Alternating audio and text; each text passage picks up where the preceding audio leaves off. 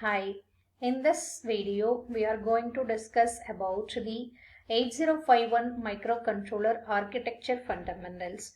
In previous video we are discussed about the basic overview of the microcontroller architecture, and in this video we are going to discuss about the introduction of Intel 8051 and how it is useful in embedded systems and what are all the basic components available in the 8051 microcontroller. And in 8051 microcontroller is mostly using Harvard architecture. We know the difference between the hardware architecture and the von Neumann architecture, because hardware architecture having the separate program memory and data memory. So what is program memory? So it stores the instructions of the microcontroller which executes.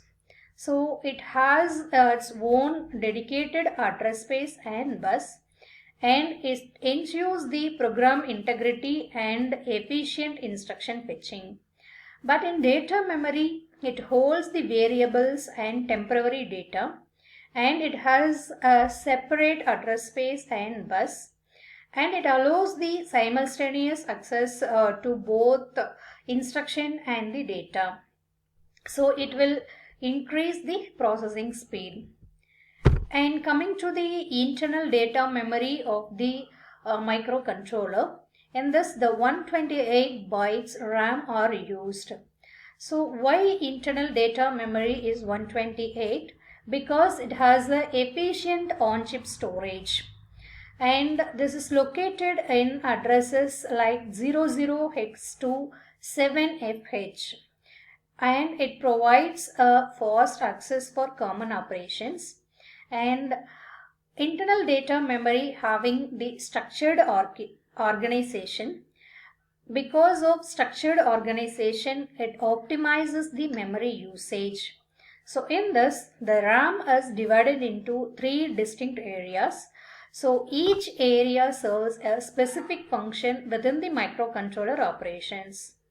And the next important one is a core for operation. The internal RAM is a crucial holding frequently accessed data. So it supports the data manipulation directly on the chip, and it is used to minimize the latency and also improves the performance of the 8051 microcontroller. And in internal data memory, the register banks and bit addressable areas are used.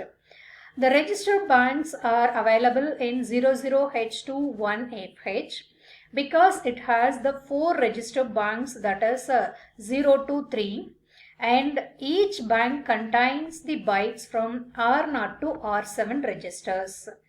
And it gives the quick and context switching. The next one is a bit addressable area available in 20H to 2FH. It is a 16 byte area, and in this it allows the individual bits to be accessed, and it uses directly set or clear specific flags. This is useful for controlling the peripherals and status indicators.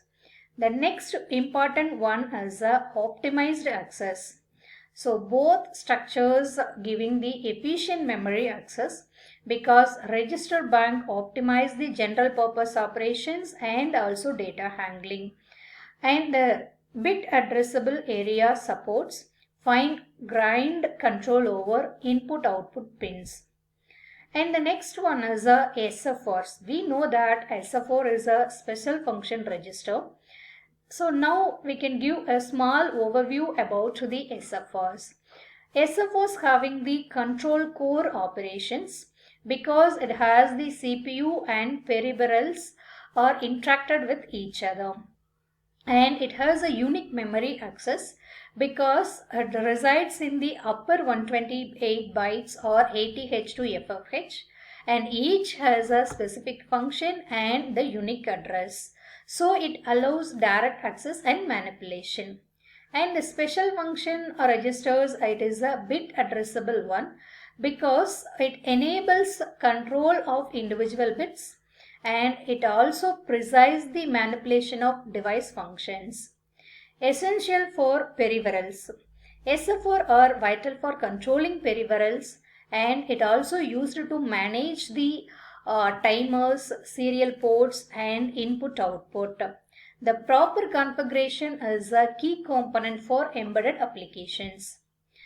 And we see about the accumulator and bank registers in SFR. Accumulator, it performs the arithmetic and logical operations and also the results are stored in the accumulator. And the B registers are the general purpose registers and it assists the accumulator in multiplication and division operations. And crucial for computation, both accumulator and B are fundamental for data processing and it efficient calculation used for efficient calculation of 8051. Next one important one is a program status word. It is called as a PSW. This is mainly used for flags. So many types of flags are available in the PSW. The first one is a status flag. It contains the 8 status flag. It reflects the outcome of ALU operations. Next one is a carry flag. It is used to indicate the arithmetic carry out or borrow in the arithmetic logical operations. Auxiliary carry flag, it signals carry out from the bit 3 or bit 4, primarily used in the BCD arithmetic, and it is mainly used for decimal adjustments. Next one is a overflow carry and parity carry. So overflow indicates the signed arithmetic overflow and parity specifies even or odd number of bits. Both are vital for error checking. Register bank select RS0 to RS1. These bits select the active register bank. They allow the rapid switching between R0 to R7 registers. Stack pointer and data pointer. The stack pointer, it is used to point the data which is available in the stack, either the operation of push or pop.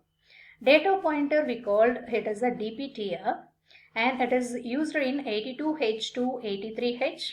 It is also a 16-bit register and also it has the 16-bit memory address.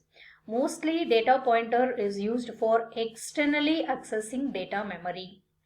Memory access facilitation. The stack pointer manages temporary data storage and DPTR enables the external memory access. The external memory organization contains the external program memory, external data memory and expanded capabilities. So external program memory are 64 KB and it is accessed using program counter.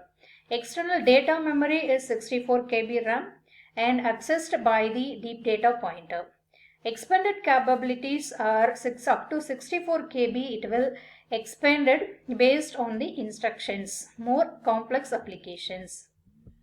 And conclusion, identifying 8051 components. We can also recap the architecture, internal memory, external memory, SFRs and control. Thank you.